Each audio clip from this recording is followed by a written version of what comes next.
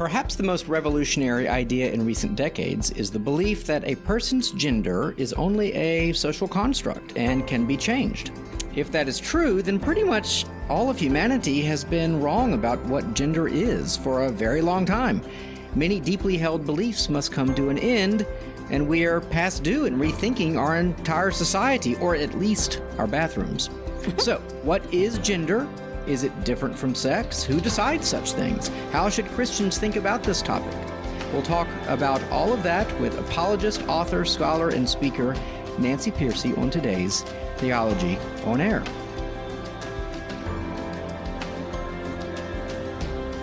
Well, thank you for joining us for this episode of Theology on Air. I'm Evan McClanahan. I'm the pastor here at First Lutheran in Midtown Houston. I'm joined by, there we go again with the preposition. I know, with or by. I'm joined by Sarah Stone, who is the Director of Community and Evangelistic Outreach. I had to read a business card to get that right, at Memorial Drive Presbyterian Church.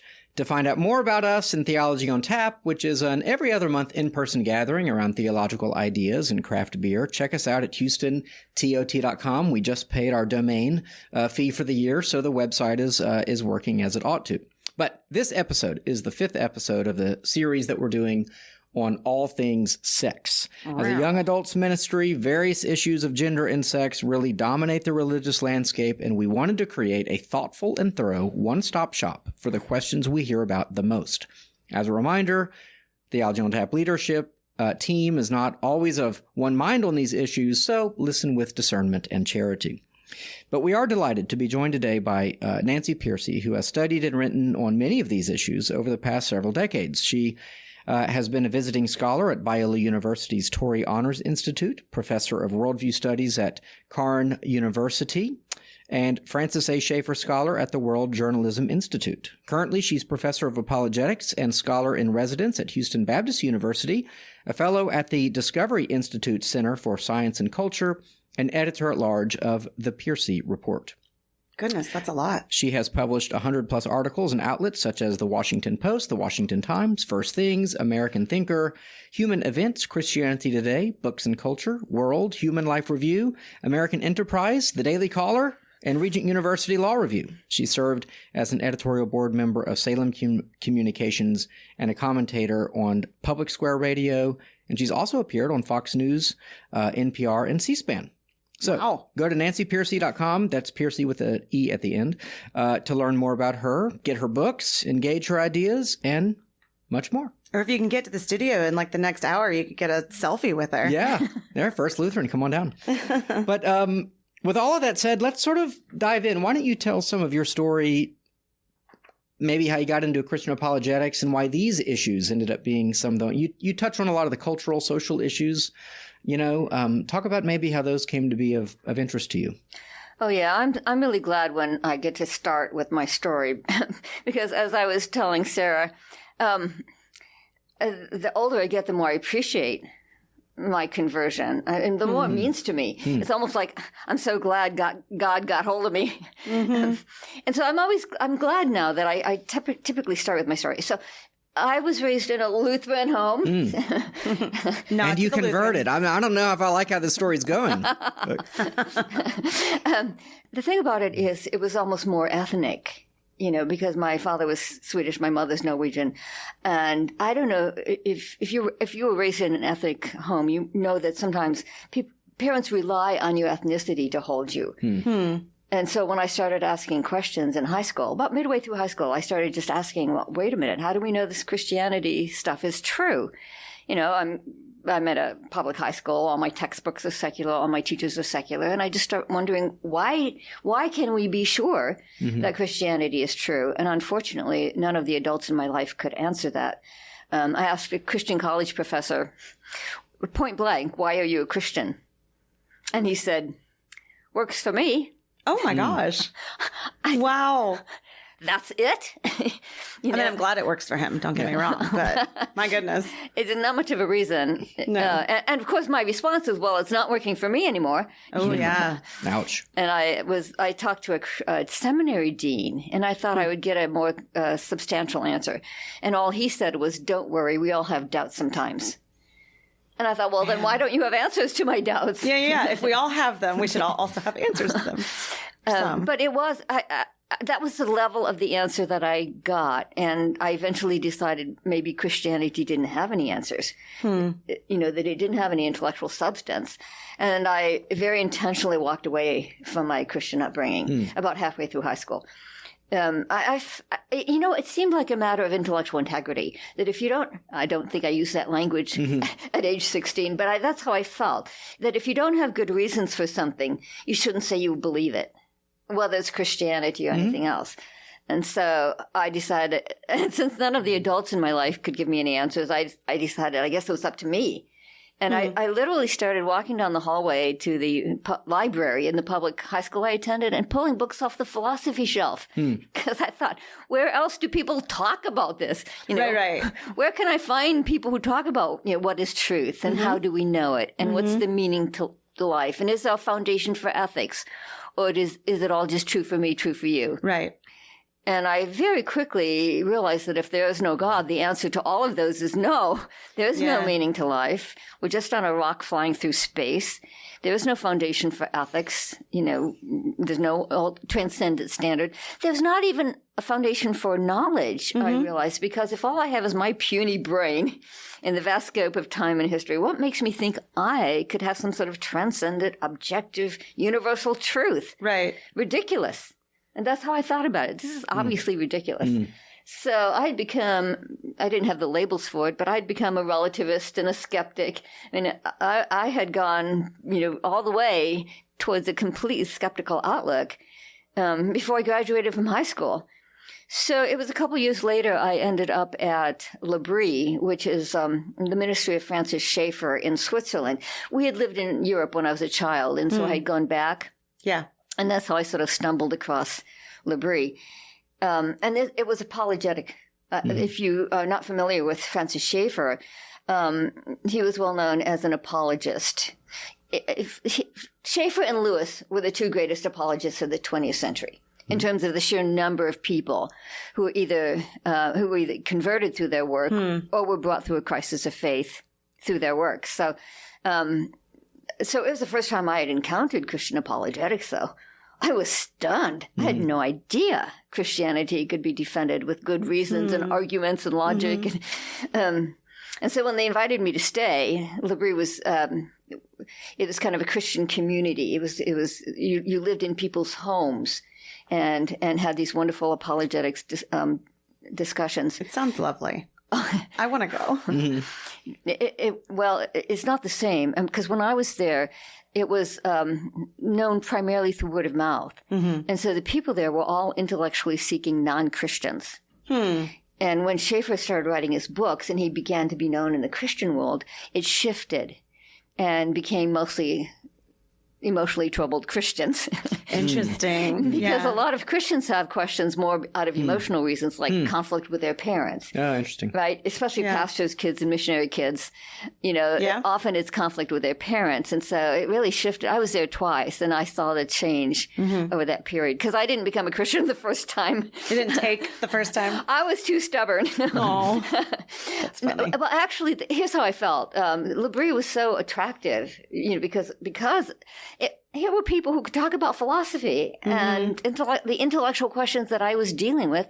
And as you may know, Schaeffer was also well known for encouraging the arts among Christians. And I came there from Germany, where I was studying violin at the Heidelberg Conservatory. Oh, wow. Yeah. Did you include that in her bio? I missed that. Yeah.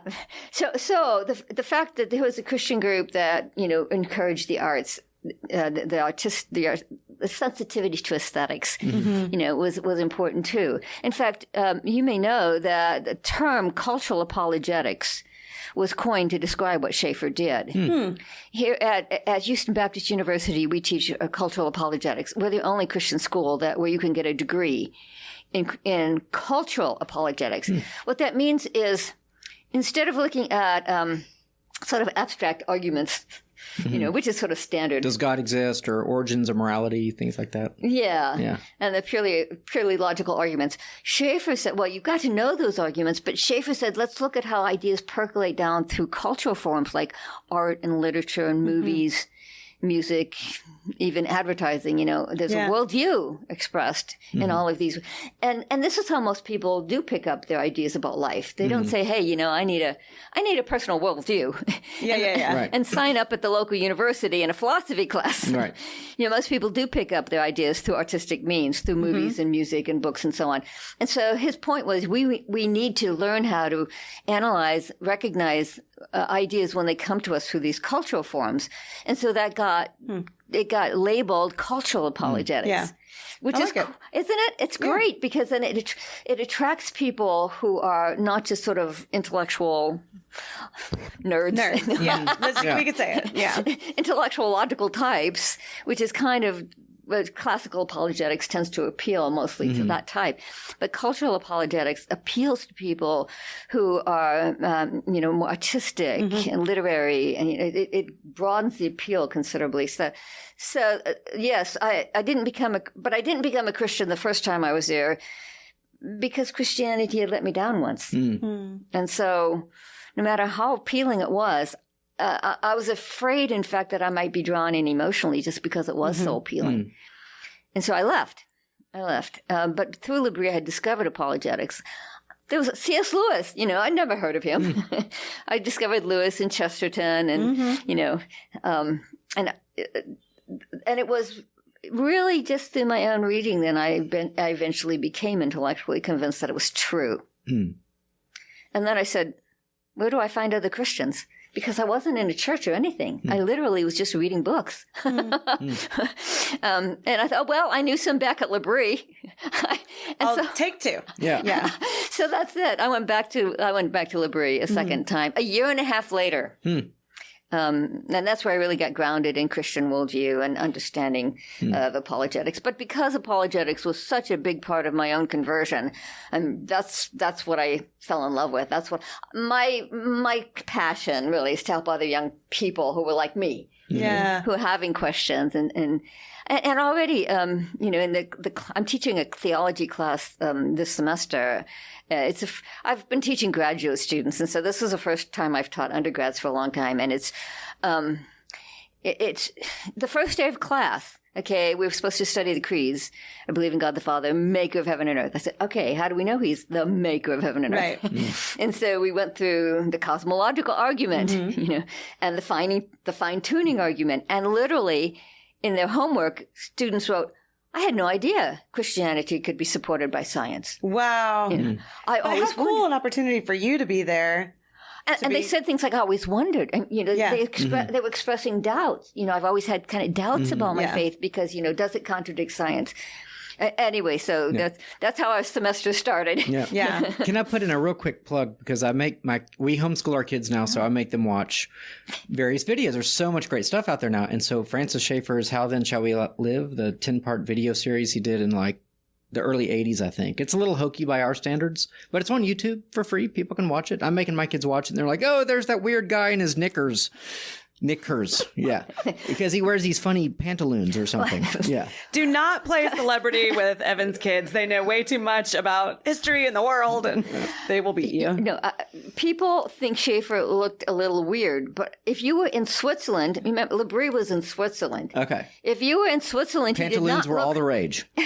Lederhosen. Oh, okay. You've heard that term, right? Yeah. Lederhosen. These were lederhosen. They're leather knickers. I'm telling my kids that. I mean, everybody wore them. L'Abri is located in a small Swiss farming village.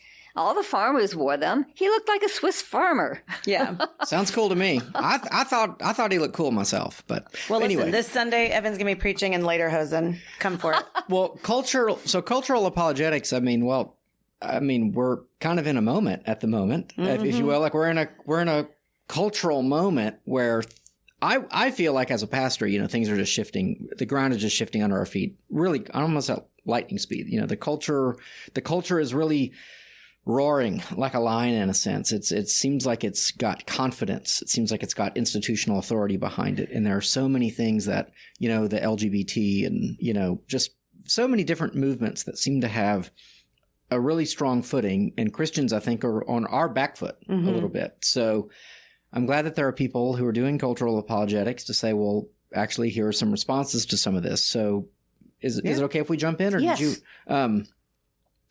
Can we start with a few definitions? For example, gender. I hear people say, I'll use the word gender, and people say, no, you're using it wrong. That's sex. Or if I say the word sex, they say, no, that's gender. And I'm like, well, what? Gender's a construct. Yeah. So I know that's kind of the whole shooting match, but let's start with something like that. The simplest way to think of the difference between sex and gender is to think of sort of extremes on gender. If gender is how a sex is expressed culturally, think of the different ways femininity is expressed culturally. In some cultures, like New Guinea, they still wear grass skirts. And in some cultures, they wear, a veil from top to bottom, right? Head to foot.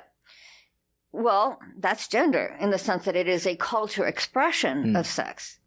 And so sex is clearly, the basic biology. It's your chromosomes, it's your anatomy, it's your gonads, it's your gametes. It's the biological side of sex. And it is important. I do agree that people often mix them up. Like today, people often say gender when they mean sex. They'll say, are there two genders? When they really mean, are there two sexes? And so that's why it gets confusing. So just keep in mind sort of the extreme examples, and that just helps you remember. Because in Western cultures, well, it's not as extreme. Men and women both wear T-shirts and jeans. Yeah, so all wearing jeans. That's funny. Yeah. So it's a little harder for us to keep them straight. So that's sort of the simple starting point. Would it be fair to say that we can all agree that in different cultures that men and women, and of course right away I'm kind of have to stop because I'm like, well, I mean something when I say men and women, and other people may not. But for the sake of conversation, that within different cultures that men and women they're not all the same. So so being a man in one culture doesn't necessarily mean the same thing as being a man in another culture. They might have different roles in the community expression. It might be okay to be a little more androgynous or something like that in certain might be different rites of passage, and that's okay. Would it be fair to say that we're okay with that? That there can be differences in how cultures appropriate sex? Yeah. Or technically, you are talking about gender now. Yeah. Okay. Yeah. The cultural expression of your sex is what we mean by gender usually. Yeah. Okay. And so you're saying, yes, different cultures have different expressions. So that people who are biologically male, do have different expressions. Biologically female have different expressions in different cultures. But here's where the rubber hits the road today, and that is the postmodern mindset. It used to be gender is a social construct. Well, that was okay. Yes, we would agree with that. Today, the postmodern idea has actually gotten to the point where some postmodern queer theory has come to now say even sex is a social construction. Judith Butler, who college students all know Judith Butler because she's considered the founder of queer theory. And she goes so far as to say, no, even sex is a social construction, because as soon as you start talking about sex, you're using language, and language is a social construction. Oh, wow. And so we can never actually get to the bare factual underpinnings. So that's where we are today, is where even sex is now being considered a social construction. And that's why it's become much more controversial, because now it's become more and more difficult to even talk about male and female. For example, the debate over transgenderism, it used to be that, a biological male who identified as a woman, so a transgender woman, would say, I identify as a woman. And so you could say, okay, you're male, you're not female. Let's keep that straight. Today, a transgender woman is likely to say, no, I am female. They will use the biological term and say, I am female. And so that's where it's become more difficult, when you say, how do we even use the language now? Because there are transgender women who are biologically male who will even claim that they have, can it be get crazy. It's theology on air. They'll say, I have a female penis, right? For example. Mm-hmm. So they will use the biological language and refer to male anatomy and say my male anatomy is female. And that's why it's become so difficult to talk about, because the distinction between sex and gender is no longer clear.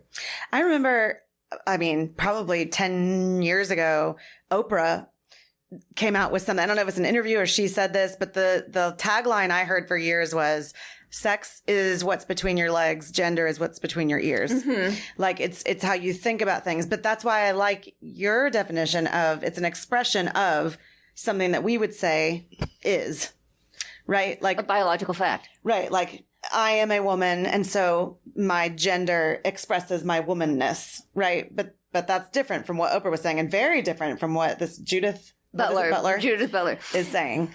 Man. Yeah. And the argument I make in my book, Love Thy Body, is that today there's the transgender activists deny the value and significance of the body. In other words, they will argue explicitly that your biological sex has nothing to do with your gender identity. That you're in fact, biological sex is sometimes deemed a hate term now. Have you seen that? It's a hate term because it reminds them that there is such a thing as biological sex. You will see this sometimes in their own articles and their own websites, as they will say biological sex is a hate term. Wow. So the denigration of the body, the idea that your body is not part of your authentic self. It's not relevant to who you are. Sounds very Gnostic. Now you have to define that term. Yeah, sorry, I'm getting ahead.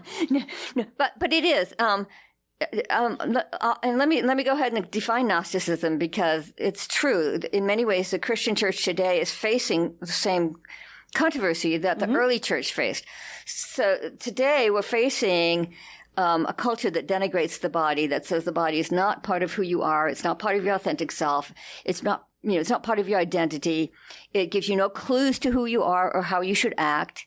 So your body, let me give you an example. So I read the Washington Post recently. The Washington Post, a very influential newspaper. Owned by Jeff Bezos. And they quoted from a curriculum.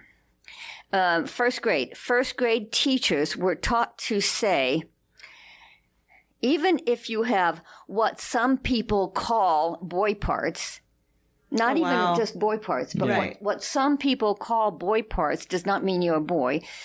Even if you have what some people call girl parts does not mean you're a girl. And this was for first graders. That's insane. This was instruction to first grade teachers. And so kids down to first grade are being taught your body doesn't give you any clue to who you are, in fact, this was in the news. There was a family that was taking the school to court because, again, it was a first grade daughter. They must have had this curriculum or something like it, because the daughter came home from school saying, Mommy, my teacher says just because I have girl parts doesn't mean I'm a girl. So what am I? Yeah, it's so untethered and kind of scary. Well, she literally said to her mom, because this was a news article, she literally said, Mommy, please take me to a doctor so we can find out what I am. And so they were taking the school to court for emotional distress. Yeah. Good. So, and now it's toddlers. Did you guys see Blue's Clues? Blue's Clues. I didn't see the latest episode of Blue's Clues, no. But I know Peppa Pig has. I know. Yeah, Keep going. But yes. But you're right. But Blue's Clues had a gay pride parade. Wow. Led by a drag queen. And it was an animation, but it was an animation of a real drag queen. And so, we can't say, well, when Judith Butler was first writing, it was college kids who were getting this, queer theory. Now it's down to toddlers. Our toddlers are getting at the most ubiquitous media available, essentially public television, right? Yes. That even kids like me with rabbit ears when I was a kid had, or the digital antenna now. Anyway, so my point is, it does represent, a split between the body and the person, between, who I am biologically, which doesn't count, doesn't mean anything. Oh, Gnosticism. You were yeah. Good point. I try to read what the academics are saying because, that's what filters down. So the first book came out defending transgenderism from a Princeton University professor. So, of course, I bought it and read it. And to my surprise, this was a defense of transgender ideology. And yet she said transgenderism involves disconnect, self-alienation, self-estrangement. Yes, it does. But then she said this. She said, the physical body, this is a direct quote, the physical body tells us nothing at all. It has no meaning at all. Yes. So essentially, that's what young people are being taught today. Your body has no meaning. It tells you nothing at all. And you use the word Gnosticism. Yeah, so this kind of denigration of the physical world, of your physical body, is something that the Christian church has faced before. The early church was born into a culture that also denigrated the physical material world, though for very different reasons. It was influenced by Gnosticism and Platonism, Manichaeism. Augustine was a Manichae. But all of these isms denigrated the physical world and said this is a world of death, decay, and destruction, and you need to escape from this world. The salvation was defined as escape from the world. And so right from the beginning, the Christian church had to defend the value and dignity and meaning of the physical world, that this is God's creation. It's the creation of a loving God. By the way, Gnosticism taught that there were several levels of deity. Right. And it was a low-level God who created this universe. Okay. In fact, it was an evil God. Oh, geez. They really had to make up a whole new religion for this. It was an evil God who created this world because no self-respecting God would get his hands dirty mucking about with matter. Oh, yeah. And so Christians had to say, no, it's not a low-level God who created this world. It was the supreme deity who is a good God. And therefore, this creation is essentially good. It is basically good. And let me give you an anecdote, a story on how that's become so relevant in our own day. So in my book, Love Thy Body, it has lots of stories. Now that I'm a professor at a university, I have lots of stories because, young people give me their personal stories. But so in the chapter on homosexuality, there's a young man named Sean Doherty. He's written about it, so this is public knowledge. He said he was exclusively homosexual growing up, and today he's married and has 3 kids. He has to say exclusively because if you leave, if you change your sexual orientation, they say, oh, well, you were never really homosexual. You were maybe bi. So he makes a point. No, I was exclusively homosexual. And what's interesting about his story is he grew up in a gay-affirming family and attended a gay-affirming church. So he did not think there was anything wrong with it. Right. His change was not driven by shame or guilt. Yeah. Which is another assumption, Right. Self-loathing, right. Shame and guilt.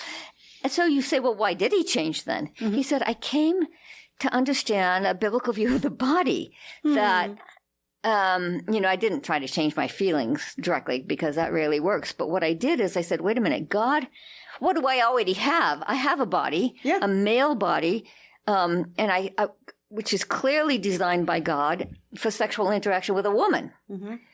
And he said, and here's how he put it, I came to accept my body as a good gift from God. Yeah. And eventually my feelings started to follow suit. And so that is really sort of the worldview point, I would say, that at the heart of the debate. Is this world a product of mindless material forces, in which case it does have, like the Princeton University professor says, it has no meaning at all. It tells you nothing. Or is it a product of a loving God, which is therefore intrinsically good, and we are meant to honor it, we're meant to respect it? And, even outside of an understanding of God or religion or faith, I mean, anytime you start talking about bodies in another way, say like women's bodies and fat and skinny and get into like the eating disorder world, that kind of thing, everybody wants to tell you, no, your body is good. You should treasure your body. You should take care of your body. You should love your body, love yourself. And so it's so interesting that the opposite seems to be true now with transgender thought, is that, no, it's okay to reject the body or think the body is less than, you know? Yes, although what's interesting is on the transgender issue, even secular people are starting to recognize that it hinges on your view of the body. You'll start to see that even on very secular liberal websites, they will talk about how transgenderism expresses body hatred. Body hatred. You'll see that term used. The story, my favorite story on this is there was a girl who was interviewed, again, on a very secular website, quite apart from, like you said, faith or religion or anything. So she had transitioned at age 11 and lived as a trans boy for 3 years and then reclaimed her identity as a girl. And here's how she put it. The turning point came, and this is a direct quote, the turning point came when I realized it's not conversion therapy to learn to love your body. And this is a 14-year-old girl. I thought, by the way, this came out after my book had been published, but it would have been a great quote for a book titled Love Thy Body. Yeah. For real. Well, maybe another version. There was a great meme I saw yesterday, a small nugget of wisdom, and it essentially said, they used to say that the kind of conversion therapy that's bad is when you try to convince someone that they're I'm going to get it wrong, but it was essentially that that they should change their mind about their body. But the kind of good conversion therapy, we're now told, is that you should change your body to align with your mind, right? So in other words, if we try to use therapy to say, maybe homosexuality should not be a path that you should go because it doesn't align with what your body says that you should be doing with your body. But if we mutilate one's body, I used a big word, but if we literally cut off, body parts and graft other ones on, that's okay because it aligns with the mind. Yeah, let me give you another story. Another one of my favorite ones is a young woman who lived as a lesbian for many years, and today is married and has 2 children. And here's how she put it. Why did she change? Again, it was not out of any negative reason.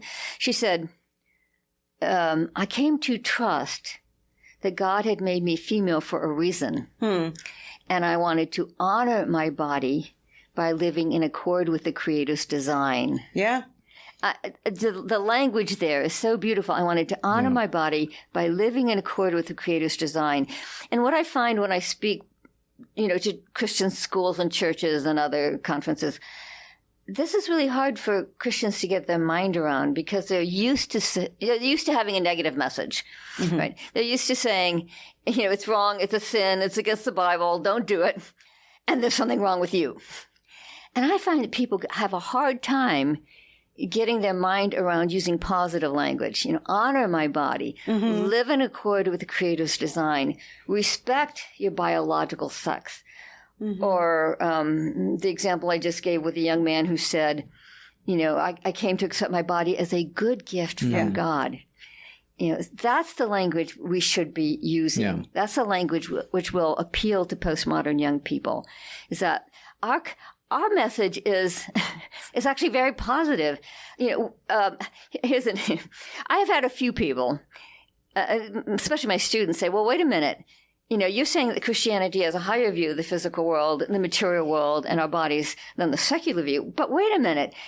Materialism, that matter is all that exists, has a higher view, doesn't it? Because after all, if matter is all that exists, surely they have a high view of the body. Sure.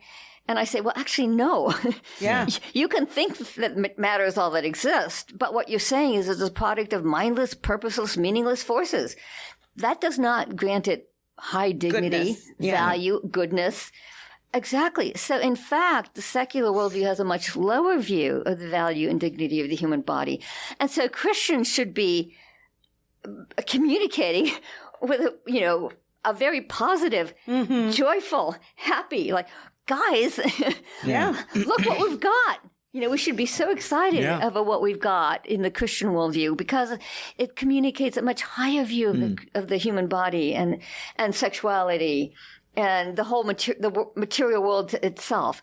You know, Yeah. I mean, we should That's be just so excited. Yeah. Yeah. You know, that we can't wait to tell people. Yeah. And No if Gnostics here. if I may, as a kind of diversion, but maybe an not spoken of enough, seems like, because the whole thing when we talk about this issue of changing gender, we talk about sexuality, we talk about sex, we talk about procreation. Well, if one attempts to change one's gender, then those things are essentially made impossible through conventional, traditional biological means, I guess. But there are other things, like we use those same body parts to do things like urinate. Yeah.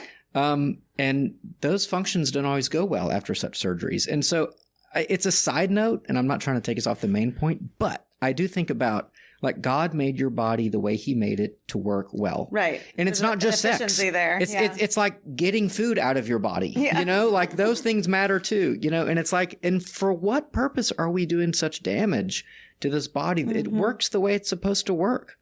And so to what end? But let me earlier you talked about, you know, do you change your body to fit your mind or your mind to fit your body? And I think that's an important point, namely, you have to choose. You do have to choose. Right. Which one, you know, if you find yourself in this. If you find this, you know, non-congruence, non-congruence between your mind and your body, you do have to decide which one, you know. And I think a lot of people do not really think through what their choices imply. You know, our actions imply a logic that we don't always think through. You know, if you say, well, I'm going to go with my mind, the logic of that decision is, well, my body doesn't matter. My body has no particular meaning. Let me give you a secular thinker who makes this really clear. So she's a fairly well-known public intellectual named Camille Paglia. Okay. You guys know her? Yeah, I figured you would. Yeah. She's a lesbian and feminist, but a lot of Christians read her because she's a bit of an iconoclastic feminist. She's coming back in vogue. Yeah. Yeah, well, if you will. By the way, she now identifies as transgender. What? Yes. I made sure I checked it. Wow. I found a couple places where she's now saying she's transgender. Yeah. You know, I mean, women who identified as butch lesbians, as more masculine lesbians, and now some of them are saying, well, I was really male. Transgender all along. Yeah. So that's kind of what she's saying. Anyway, but she highlights the logic very well. In one of her essays, so she does not accept sort of the postmodern idea that sex is a social construction. She says, no. Nature made us male and female. Okay. In fact, this is a direct quote. She said, our sexual bodies are designed for reproduction. Okay. Do you like that word, designed? Yeah. Yeah. Our sexual bodies are designed for reproduction. And you say, well, in that case, how do you justify being lesbian or now trans? Right. And here's what she says. Okay, nature made us male and female, but why not defy nature? Why not defy nature? After all, and this is a direct quote, fate, not God, has given us this flesh. We have absolute claim to our bodies and may do with them as we see fit. So the logic there is, if our bodies are a product of mindless, purposeless forces, then they have no intrinsic purpose that we are morally obligated to respect. Yeah, so you might as well just... They give us no clue to our identity. They give us no moral message. So yes, why not do with it as we see fit? So that's the logic. And of course, the answer to that is science itself shows that living things are designed for a purpose. I mean, on the very basic level, eyes are made for seeing, ears are made for hearing, wings are made for flying, fins are made for swimming. In fact, the entire development of the organism is driven by an inbuilt plan or blueprint, DNA. That's right. So science itself shows that living structures were made for a purpose. And what Christians are saying is when we live in harmony with that purpose, we will be happier and healthier. Yeah. I mean, in fact, there was just a study out this week. The more very religious people have better sex. So I'll just say it, you know. It's not the first of those studies. No. I feel like every now and then we get that one. research has been around. Jennifer Roebuck Morse has talked about that for a long time. Hey, you know. Red Book. You know Red Book, the magazine? Yeah. Oh, yeah. Red Book, in 1977, had a survey in which they found that highly religious women had better sex lives. Wow. So it has been around for a while. Yeah. Ironically, we've mentioned the Bible. Let's just, what does the Bible say? Does the Bible say that, okay, the Bible says male and female. He created them male and female. Is that sort of all there is to it? I mean, that really gets to the sex and the gender thing. So what would you say if someone said, well, what does the Bible say about gender? Yeah, well, it's right there in Genesis. Yeah. You're right. I mean, it's very clear. I mean, remember that Genesis is really foundational because it tells us what the world was like, how God created the world before the fall. So it's what's normative. And even though Genesis is very brief, we sort of have to unpack it. Mm-hmm. I mean, Jesus unpacked it when he was asked about divorce. He said, well, haven't you read Genesis? Haven't you read? Nancy Pearcey paraphrase. Haven't you read it? Well, he does. No, he does. He puts it as a question. I thought that was really clever. He put it as a question. Like, haven't you read? Yeah. You are. Have you done your homework lately? But, these are things you should know. I know. Yeah. I mean, when we read Jesus, sometimes we read it in such solemn, churchy tones that we overlook that, well, no, he was saying with a bit of a sarcasm. Yeah. I like that. But what that means is to get there's a lot of things that are part of the Christian worldview that you may not find a proof text for. So Genesis is the main proof text for the fact that we are created male and female, and that clearly biologically cultures work better. By the way, I was just doing some research on monogamy, monogamous marriages. Because do you realize that something like 85%, in terms of sheer numbers, 85% of cultures have been polygamous? It's actually very common. And so this article is trying to say, well, why is it that the world has basically accepted monogamy? Yeah. And it acknowledged the impact of Christianity. But it was by a secular author, so he's trying to find an evolutionary basis for it. Yeah. And he said, well, from an evolutionary basis, monogamy actually works better. It actually works better, Monogamy is essentially the rule, one per person. Yeah. Yeah. It's like a buffet or something. Well, no. The samples at Central Market. Yeah. Yeah. But if Camille Paglia, let's say she agrees with Genesis 1. Yes. God created them male and female. She says it's not God, but nature. So isn't the next step to say that there is a design inherent to that maleness and femaleness that sort of transcends the basic genitalia or body type and goes into something more, that there is a godly command almost, or expectation that male and female would then live out certain lives? Let's stick with the sheer biology. You don't have to even go into, is there a proof text in the Bible? Look at the biology. Women bear children. Well, that's what female means. That's what the term means. It's the person who bears children. Has the capacity to. Yeah, it has a capacity, even if not all of them do. You talked about design; they're designed to do that. And in pre-modern cultures, where there was no birth control and no labor-saving devices. Most women spent most of their life either pregnant or nursing or with babes in arms, baby in the sling on their back, usually all three at once. That takes a lot of time and energy. Women's time and energy was very much tied up with raising a family by sheer biological necessity. Men are larger, stronger, just biologically, and their time is not as required as much for early childcare. And so in every culture, men have been the providers and protectors, right? They're the ones who protect the family. In other words, you don't need a text to say that because it was just kind of survive. These are inescapable realities. It's built into the biology, right? Okay. So in every culture, the first cross-cultural anthropological study of masculinity was done not long ago. And the anthropologists concluded that in all cultures, Men do three things: provide, protect, and procreate, meaning they become fathers. Provide, protect, and become fathers. In every culture, that's the expectation. They must have been a Baptist with all that alliteration. I was thinking the COVID PPP loans, Oh my gosh.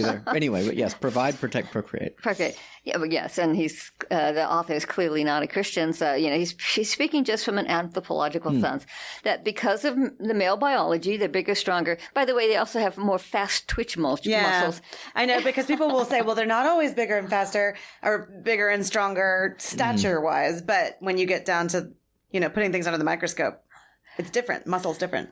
Well, but you have to go by averages. Obviously, in all of these cases, we're talking about generalizations and averages. On average, clearly, most men are stronger than most women. I mean, let's do an arm wrestling match right now between Nancy Pearcey and Evan. I'm joking. The place this is most obvious. There's a brand new book out, by the way, by a secular woman, Louise Perry, and it's called The Case Against the Sexual Revolution. She's not. It's getting a lot of attention because it's making her case. From is this a young English woman? Yes, I've read her article the other day. Yeah. Oh, it's gotten. It was the one about Tinder I was telling you about. Oh yeah. Yeah, it was gotten a lot of publicity already. Okay. Yes, Louise Perry. Yes. Well, if they want that pop book, they get that. But if they want the deep dive, they need to get your book, Love Thy Body. But go ahead. Well, and here's the interesting. The reason it's relevant to men are bigger and stronger and faster. Why, as a secular person, did she finally come to see through the sexual revolution, the idea that women are just like men and women can have sex just like men, and there's no really basic difference between them? She worked in a rape crisis center. Oh, wow.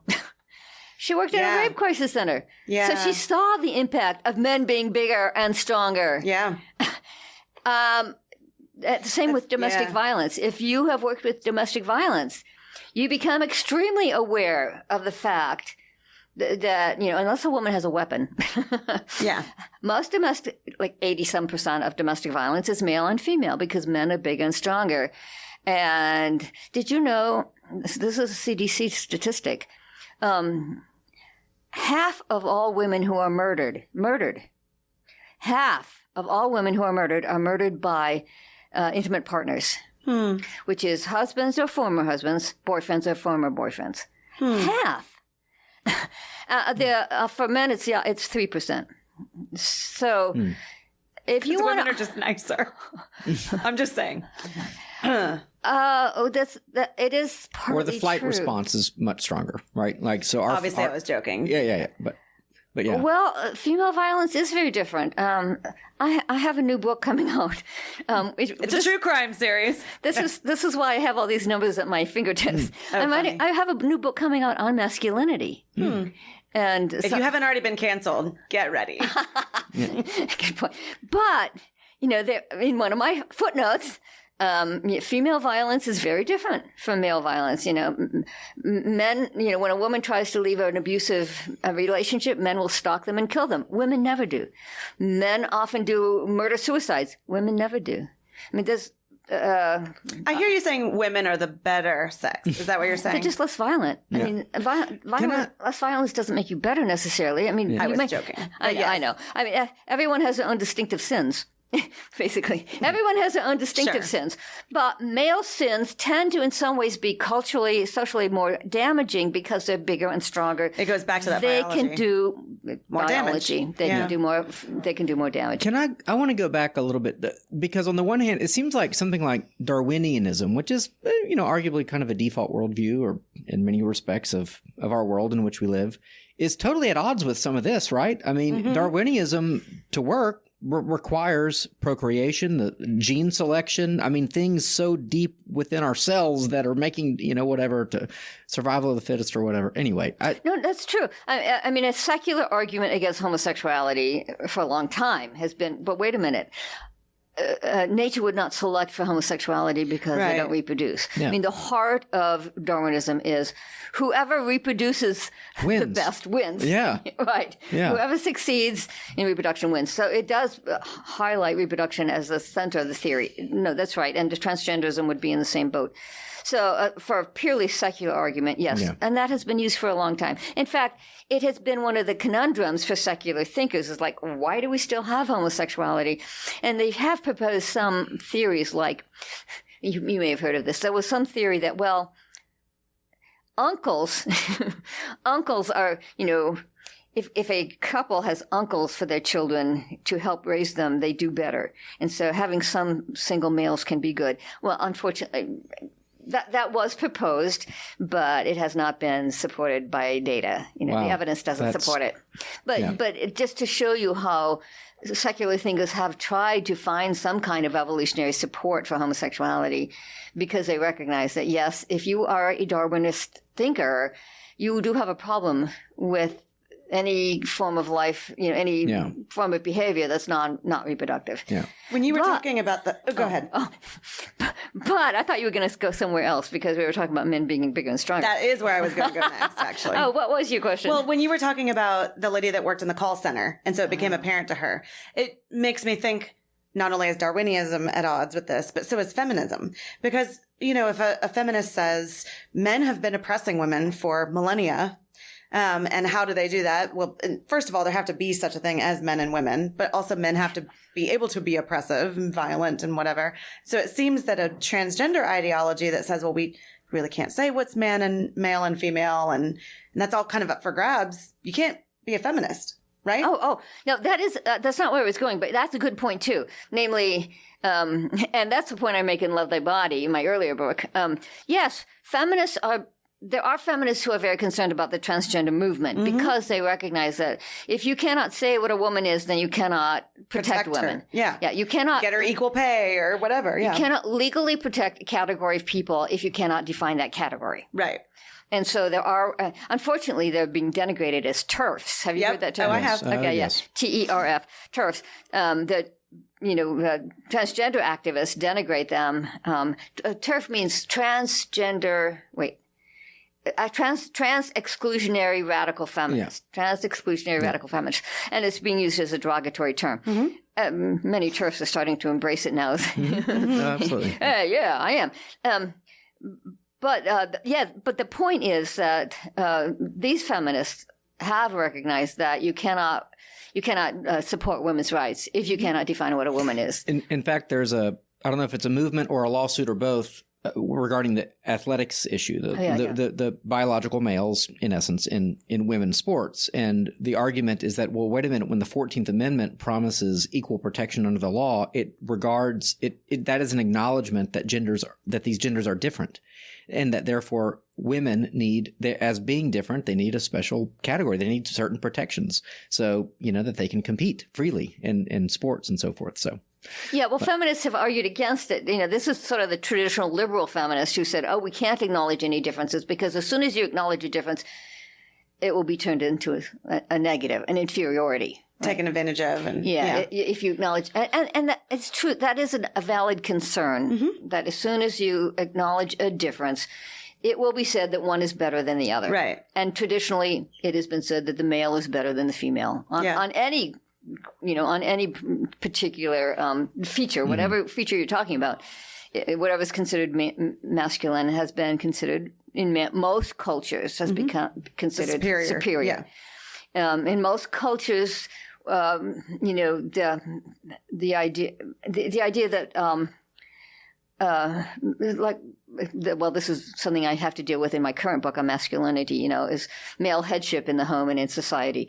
Well, in most cultures, male headship has been justified by men are superior, women are inferior. And so Christians are sort of fighting against the grain when they say, no. Christianity for 2,000 years, has affirmed male authority in the home, but not because women are inferior. Right.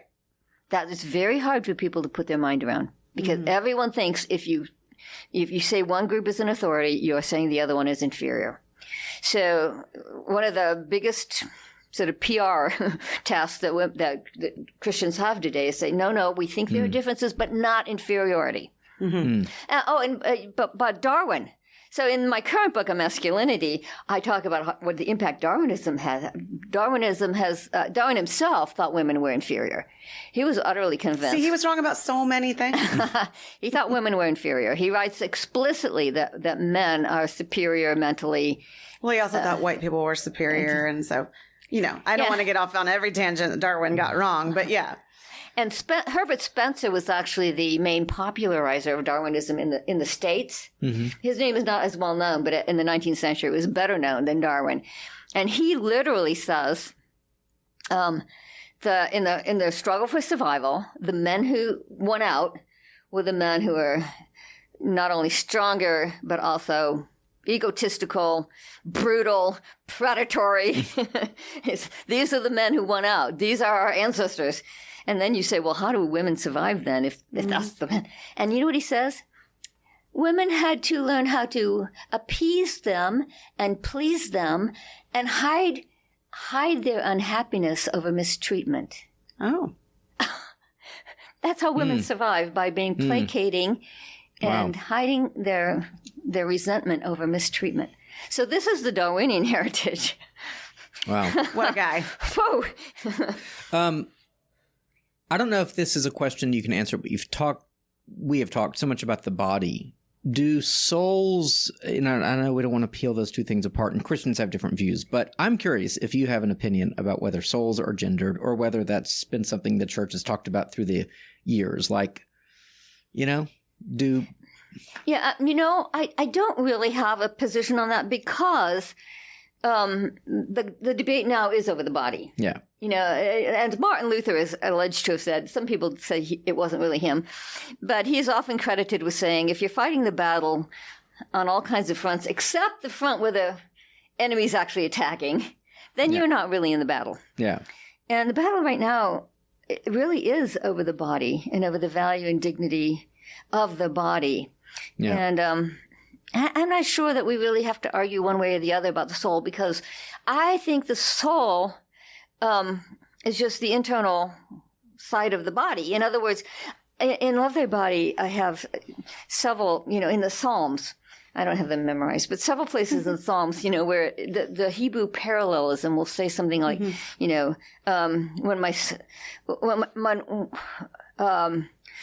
words are health to my heart. Your words renew my heart and are health to the body. Or when I refuse to repent of my sin, my body wasted away through my groaning all day long. There's this parallelism that what happens on the inside is expressed on the outside. So there's, the body, the Bible treats us as a psychophysical unity. And so I'm really careful about not taking them apart. Yeah, understood. And I know we're going. We're probably close to the end of our time. We want to respect your time, so I'm going to do a few quicker questions, but you can provide briefer answers. We've covered so much great ground already, but what about the preferred pronoun issue? What do Christians do with that sort of ethically? Yeah, so what I think is cool, on this issue is the secular people are leading the way. If you're at all shy about presenting the Christian perspective, pay attention to what secular people are saying. The evolutionary biologists in particular are leading the way against the transgender agenda. So I read this just 2 days ago. Colin Wright is an evolutionary biologist, and he recently wrote, do not give in to the demand for pronouns. He said, do not give into it, because as soon as you do, you are acquiescing in the whole worldview.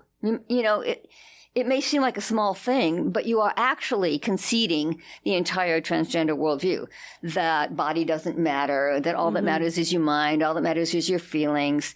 The BBC did a documentary featuring a young teenager, clearly a girl, but who identified as non-binary. And she said this: it doesn't matter what meat skeleton you're born in. All that matters is your feelings. So the body has been denigrated to a meat skeleton. Well, yeah. Or another example was it was a male to female transsexual who had a Kickstarter page for a documentary that was to be titled, "I Am Not My Body." There it is, right there. Yeah. I am not my body. Yeah. And so even evolutionary biologists today are saying, as soon as you give in to the pronouns, you are acquiescing in the whole worldview that says your body doesn't matter. And what's interesting is there's a whole, what's his name? Eric Weinstein is a evolutionary biologist who's also led the way in opposing sort of the postmodern gender theory. And who else? Deborah Soh has written a book. She's an evolutionary biologist who's written a book against the transgender ideology. Jordan Peterson, I don't know if he's thought of as an academic or not, but... Well, he's an academic, but not in this field. But he's psychology. He refused to use the pronouns, I think, as early as like 2016. A long time ago, yeah. But, well, he's Canadian. So when Canada passed a pronoun law... Right. So he was, and this is important too, I think. He was against coerced speech. You know, when the government coerces speech, you know, it's one thing, just to be quiet. You know, if you disagree with the prevailing narrative, you have the right to remain silent. You know, you have the right to be quiet. But it's different when the government says, no, you have to actually verbally, actively affirm something you disagree with. Yeah. right.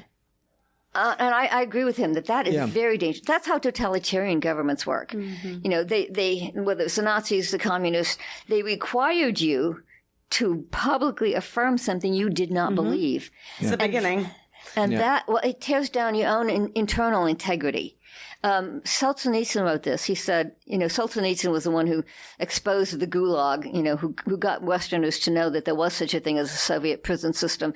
And he said, because he was imprisoned in it, and he said, worse than the torture, worse than the physical torture, worse than the political coercion was the lie. He said, being required to verbally affirm the lie, you know, the communist propaganda. He said, that was the worst part. The worst part was being forced to affirm the lie, because that tears you down internally. Can I jump in here and say, I am 100% with everything you've said. But on a sort of academic level, I agree that you're assenting to a worldview that you are not on board with. But when it comes to, if you drill down to relationships, especially if you are engaging people that are different worldviews, and I mean, and so I do this, like I talk with a lot of people that are atheists, agnostics, skeptics, whatever, in my job and in my life.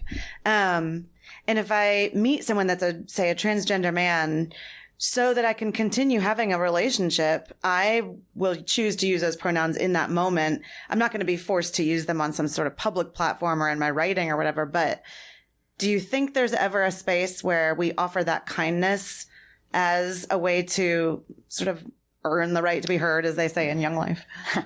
Well, let me give you an example from one of my students. So one of my grad students worked at a very liberal church, and one of his coworkers was a female who was transitioning to male. And they were very close. They had a very, very warm relationship. And so as she began to transition, he basically said, I'm sorry, but I can't. You know, I cannot affirm something I think is false. And they were such good friends that she went along with that. Sure. She was okay with him because she realized, you know, it was a matter of integrity and honesty that he couldn't say something he thought was false. Now, she insisted everyone else call her male. But because they had a relationship, she was willing to say, I understand, you know, you cannot express something you think is not true. So when you dig down to relationship, I thought that was really cool. You know, this guy was in my, it was in my class for a whole semester. So I got to ask him over the course of a semester, so how's it going, you know? Because she was progressively transitioning. She wanted everyone else to call her the father of her, she had a child. Everyone else had to call her father. He was allowed to call her mother still. The child? Oh, the friend. The friend who had the child, you know, he referred to, it came up on Mother's Day. Yeah. On Mother's Day, he said, you're a great mother. And, he said it on Facebook. and he got jumped on by some of her friends. Right. And he said, look, she's my friend. We're okay. We're okay with this. I think that's a pretty unique situation, because I'm thinking most people, when you meet someone, they have already sort of decided this. Maybe they would say it's not a decision, but, and so, you know, if you meet someone and they're a trans man and you say something about her or she, in a mix, they're never going to come back. They're not going to hang out with you again. And I think I can see the Christian tack. I go back and forth on this of saying, for a time, that's a small concession that we can make to be able to engage in bigger questions. I don't know.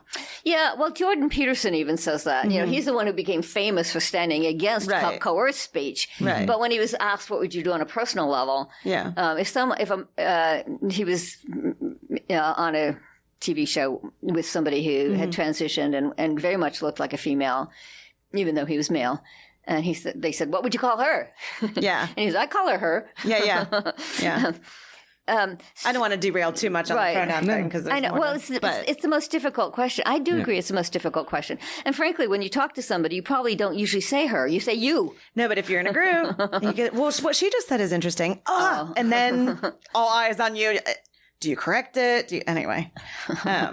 Maybe a kind of final question, which is, where do you see this going? Do you think that this is a blip where 50 years from now we're going to look back and go, man, remember those weird years where this was all the rage, but then it just flamed out because of the sheer whatever of it? Yes, I'm glad you asked that because I get asked that a lot. No, I don't think it's going to.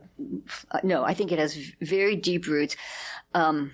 So I'm often invited to speak on transgenderism, where I get to do a more in-depth treatment. And I go back to Plato, because Plato said, Plato denigrated the body. He called it the prison of the soul, the prison of the soul. And the goal is to escape that prison.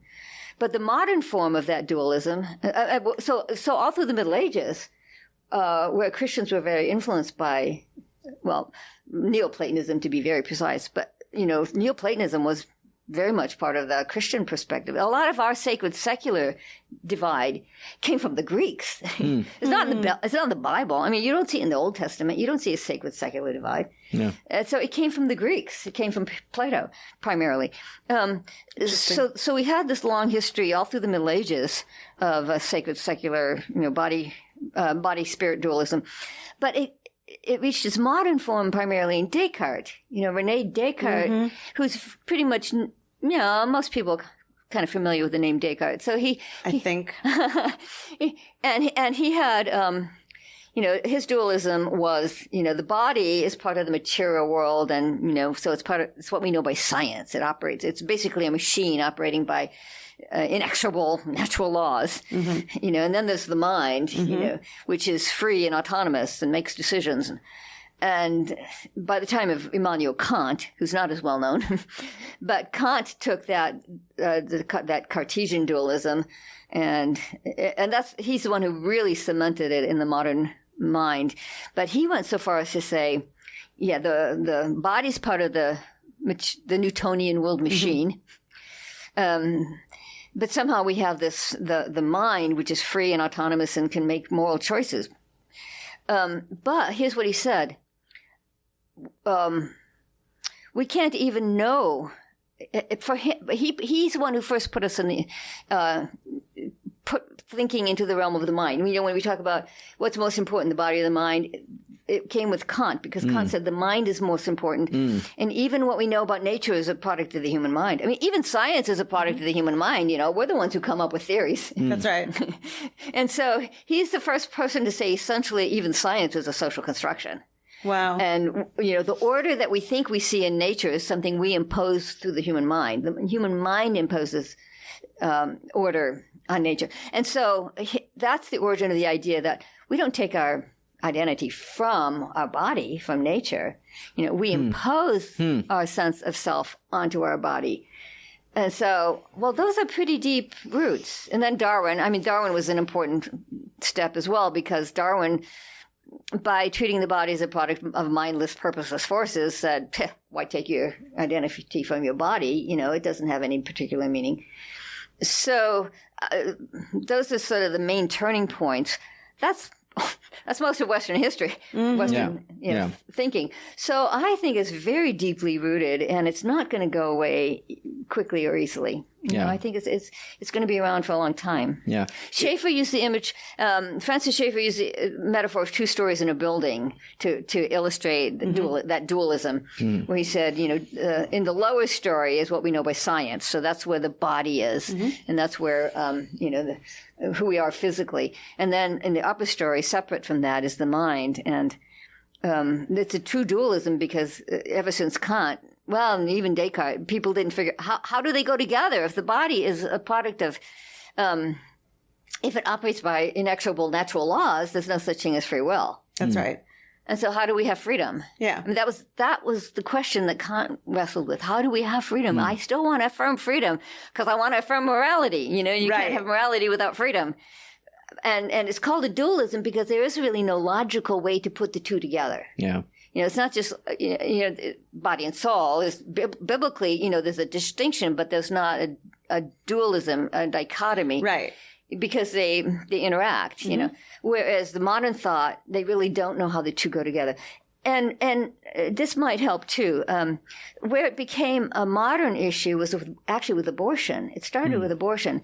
And the key person there was Peter Singer. Peter Singer, you guys know Peter Singer because he's such a well-known bioethicist at Princeton.